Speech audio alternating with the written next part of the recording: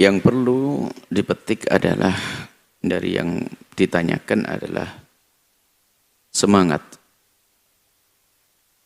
dari beliaunya yang bertanya, semangat kalau masuk kampung paling tidak beliau bisa mempertahankan selama ini apa yang kita miliki dari keimanan dan kebiasaan baik. Itu yang terpenting. Yang jadi masalah ada orang nggak pernah peduli, ya sudah ikut-ikutan begitu, nggak ada greget untuk mempertahankan selama ini yang diyakini. Ini problem. Bahkan kadang kelas ustadz pun tidak punya giroh seperti Anda. Nah, ini Anda istimewa. Jadi contoh buat para ustadz, para orang berilmu. Jangan sampai masuk sebuah tempat ya gitu saja, nggak ingin membuat perubahan.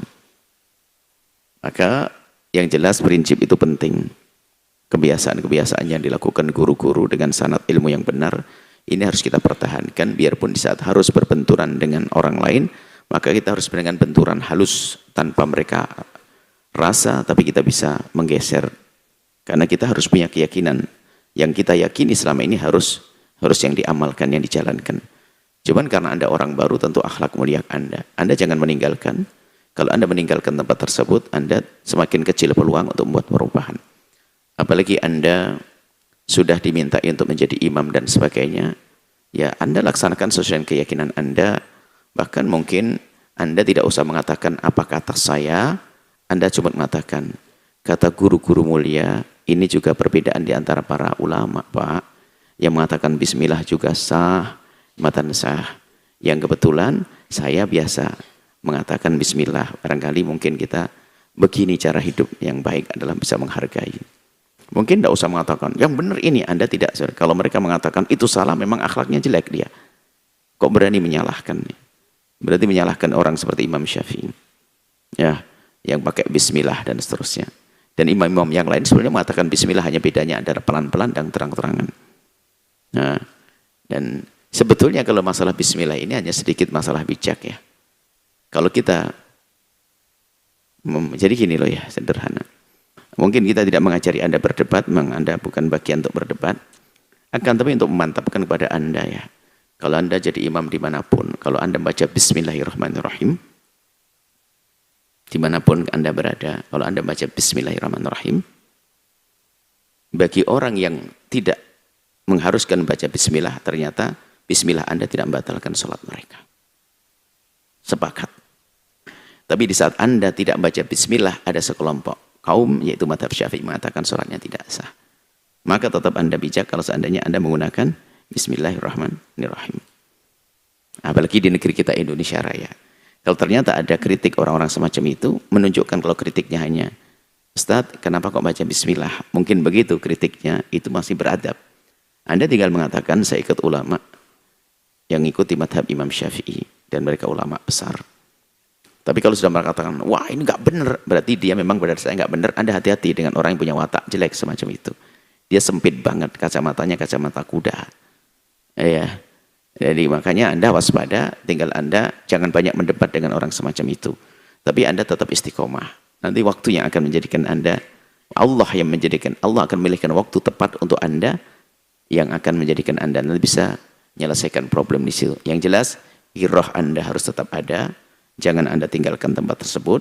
Kalau kemudian Anda jadi imam, ya Anda perlahan minta izin sesuai dengan kebiasaan saya, nggak apa-apa ya, bismillah. Kalau Anda minta izin dengan sopan santun, mereka tidak akan protes. Adapun yang pergi, silakan pergi. Dan Anda yang berakhlak mulia, Anda harus pastikan Anda lebih lembut di situ. Akhlak kita ahli sunnah wal jamaah asy'ariyah harus punya akhlak lebih lembut, tidak sok, tidak teriak-teriak, tidak marah, tidak. Anda harus lembut. Maka itulah yang akan menjadikan kemenangan Anda di saat Anda berada di tempat tersebut. Baik, tetap sholat di masjid. Jangan ragu untuk memakmurkan masjid itu, apalagi Anda sudah mulai aroma Anda dipilih untuk menjadi imam dan seterusnya. Dan Anda yang semakin istiqomah. Di saat mereka sudah banyak kesibukan atau malas, Anda nanti insya Allah akan bisa menempati tempat tersebut. Dan subhanallah, cara istiqomah ini adalah juga cara akidah sesat untuk menguasai masjid kita. Ini peringatan buat siapapun. Mereka itu yang punya akidah sesat itu akan masukkan ke masjid kita, biarpun hanya jadi tukang sapu dulu. Maka untuk menjadi tukang sapu pun kalau perlu jangan boleh.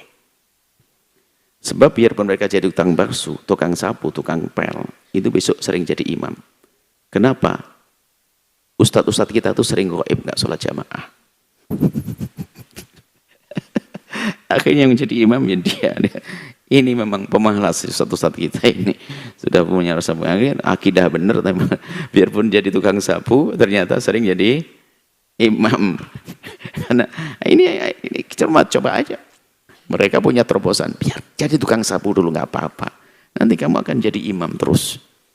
Maka dari itu kerinduan untuk menjaga masjid penting. Ustadz sholat di masjid, ayo coba. Biarpun jadi tukang sapu, tiba-tiba bisa jadi imam. Hingga tadi bismillahnya hilang, kunutnya hilang. Biarpun mohon maaf yang tidak bismillah kelompok benar, akidah benar pada dasarnya. Kalau dia ikut madhab. Yang jadi masalah yang nggak mau kayak bismillah mengatakan saya yang paling benar, dia jadi nggak benar. Kalau saya tidak mengeraskan bismillah, saya ikut madhab Imam Malik, oke. Dengan adab dan akhlak. Yang mengatakan ente salah, oh ini nggak benar. Saya nggak kunut karena saya ikut Imam Abu Hanifah, ya benar. Tapi yang nggak benar adalah kunut, yang nggak kunut adalah bid'ah, yang nggak kunut adalah yang paling benar. Itu adalah kurang ajar, menyalahkan imam. Baik, itu insyaallah. Ini peringatan kepada siapapun, tolong musola ustadznya yang rajin ke masjid, tepat waktu, jangan telat dan sebagainya. Insyaallah akan terjaga masjid-masjid kita. Wallahu a'lam bishawab.